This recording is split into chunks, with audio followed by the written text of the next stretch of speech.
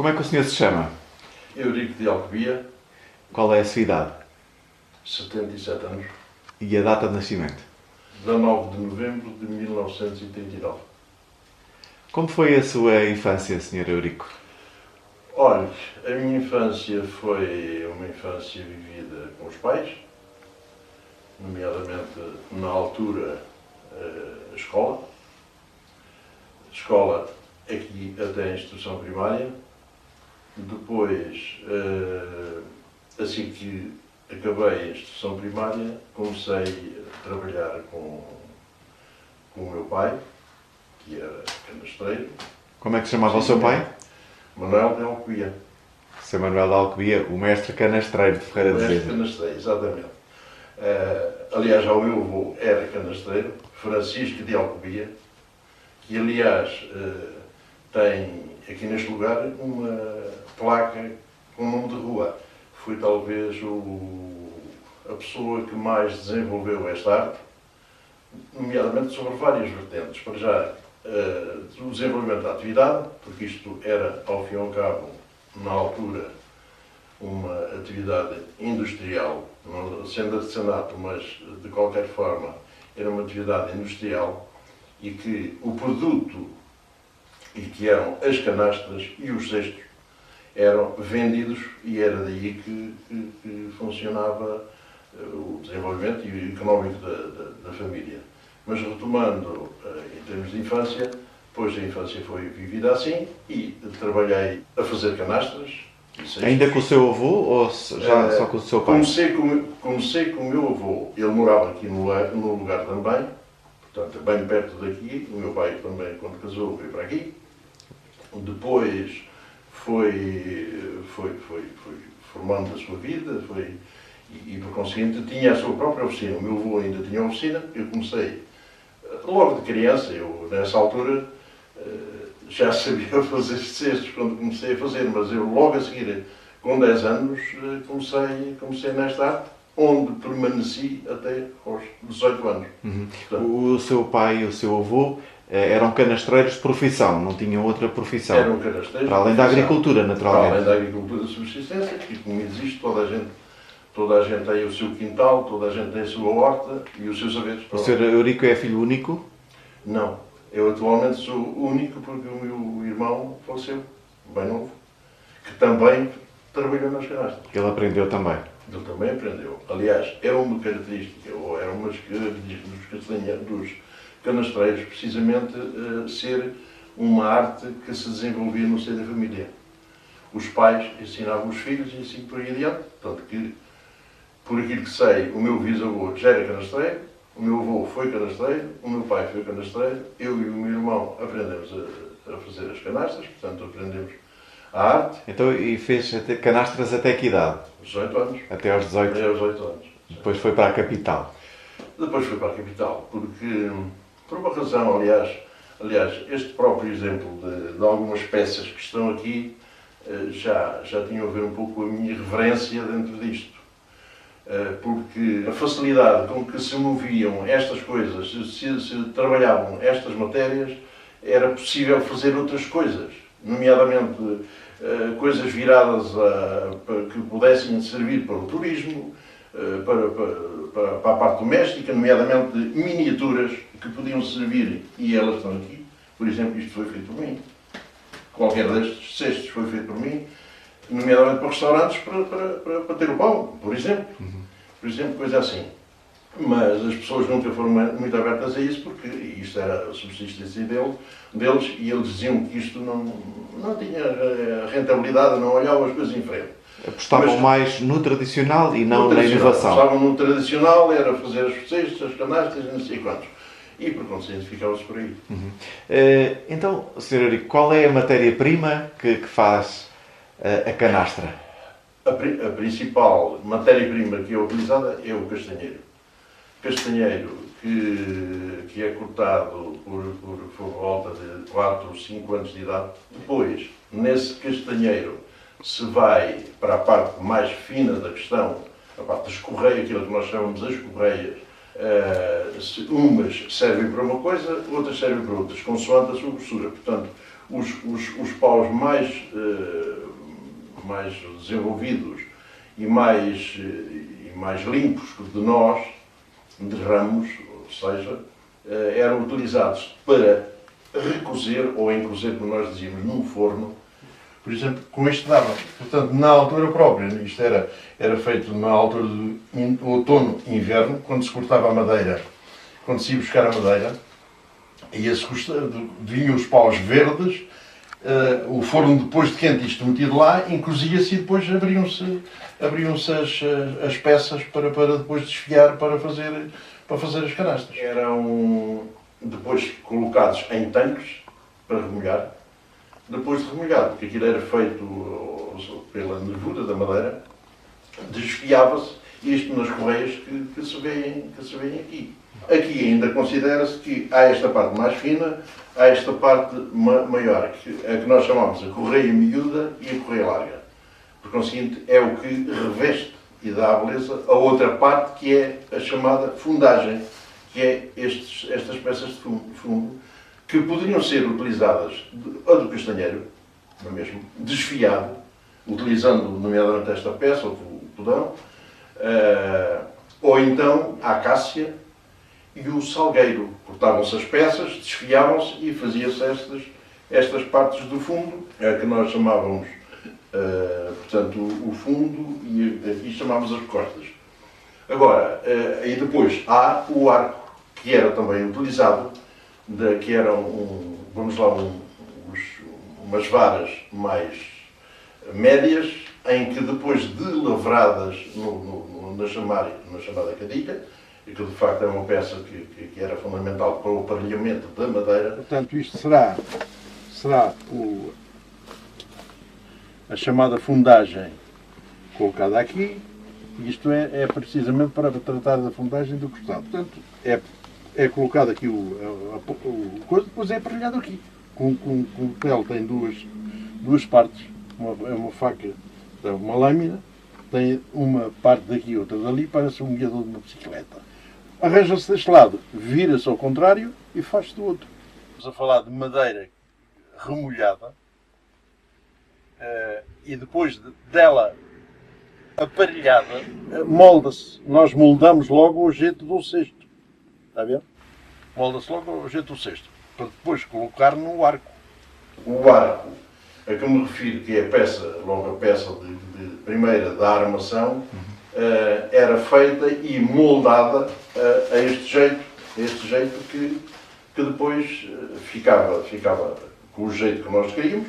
E havia um trabalho com que entrelaçar essas partes de madeira, era como se fosse entrelaçar essa... Completamente. Isto depois era a construção disto e depois era o entrelaçar disto, peça a peça. Isto começava por se colocar as três peças fundamentais daqui, que vão aqui assim à parte do fundo. A partir daí começava a ser revestida daqui assim, começava a crescer, começavam-se a introduzir as outras peças até chegar ao final. Com toda a facilidade. E essas peças eram todas obtidas através do corte manual ou havia... Tudo corte manual. Isto ao fim e ao cabo era sempre a desfiar até chegar à parte fina. Ora, para se fazer isso, não podia ser com a madeira seca. Tinha que ser com a madeira remolhada. Aliás, o castanheiro era desfiado pela separação dos próprios anos. No ano a ano fica uma camada sobreposta à outra e a pedra no castanheiro funciona de facto assim. E nós, através desse sinal, desfiávamos aqui, desfiando até chegar isto com toda a facilidade. A canastra devia ser também muito utilizada porque é leve. É leve. Exatamente. A canastra era muito utilizada por ser leve. E ela era utilizada em muitas partes do país. Nomeadamente aqui na nossa área e na área da Beira Baixa, de Sertã, me recordo que havia o meu pai e já o meu avô também, iam feiras que se faziam lá no Sertã. Eram cestos deste género. E havia umas que eu não tenho de facto essa peça, que era ultimamente foi o grande desenvolvimento da atividade, foi fazer as tais canastras que são mais fundas, mais estreitas e funcionam praticamente como naquilo que hoje funcionam os baldes de plástico, que aliás foi o que substituiu e deitou perfeitamente, e acabou com a arte. Ultrapassado, e acabou com a arte, foi precisamente o plástico. Foi o plástico. Porque essas partes mais fundas, que eram um arco mais, portanto, mais pequeno, e isto tem o dobro da fundura, ficava também com duas partes aqui para segurar, extremamente leve, e era utilizado precisamente na área de Setúbal, Azeitão, Palmela, Poceirão, portanto, toda aquela área nas vindimas. E depois havia vários tipos de canastras que eles lá utilizavam, com o mesmo feitio, umas maiores, outras mais pequenas, e não sei quantos, consoante, que era utilizado nas vindimas, eram as maiores. Depois umas que eram um pouco mais pequenas, que eram utilizadas na lota. Também eram utilizadas na lota. E também nas marinhas das praias de Sado. E aqui na nossa zona servia para a fruta, servia para... Aqui na nossa zona servia para isso. Várias coisas da agricultura. E servia também, por exemplo, recordo, na altura que havia as raparigas iam casar, na semana antes, iam entregar aos convidados os bolos da noiva. E encomendavam um cesto destes, que este cesto que está aqui devia ser isto. Não sei se era o da minha sogra, se não sei o que antes. Um cesto deste género, para levar aqui os bolinhos e tal. Para levar aos vizinhos, aos convidados. Mas de qualquer maneira, era utilizado também aqui para pôr depois em casa mais fino, porque isto pode-se fazer mais, dada a maleabilidade que isto permite, pode-se fazer isto, vamos lá, mais requintado ou mais a granel para trabalhos servis, para trabalhos domésticos, para trabalhos da agricultura, para esses trabalhos. Mas servia de facto depois para as mulheres irem, no caso eram as mulheres que iam às hortas, e então levavam um cesto destes à cabeça. Era utilizado assim. Até com objetos de decoração, como as malas que têm atrás de si. Sim. Aliás, isto já foi uma invenção minha. Porque era um bocado irreverente e queria mostrar às pessoas que se podiam fazer outras coisas, aproveitando de facto a maleabilidade disto. Eu fiz isto por esses objetos brincadeira, de moda. Mas de qualquer maneira desenvolvi isto nesta parte. Há também ali um que não vemos agora, mas é um garrafão. Sim, também era bastante utilizado. Também se utilizava. O seu pai fez esta arte até falecer, até ter possibilidades? Foi sempre. Foi a arte dele até poder fazer e até deixar, nunca tive outra. E teve sempre escoamento para os seus produtos? Sempre. Nunca fico, nunca. Apesar destas modernidades do plástico?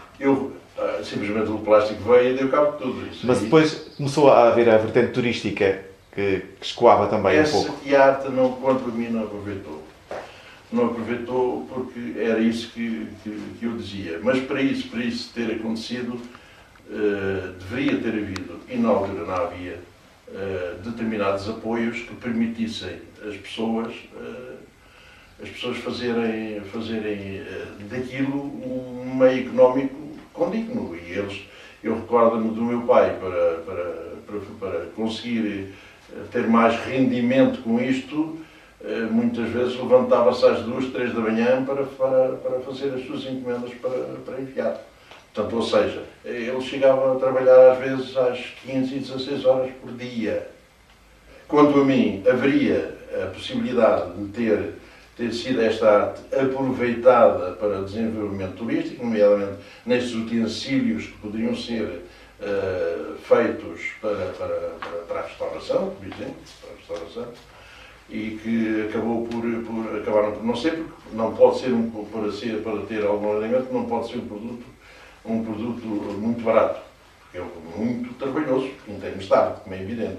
É muito trabalhoso, mas nada nenhuma que para restauração, para decoração e não sei quantos, acho que valeria a pena, mas isso aí tinham os meios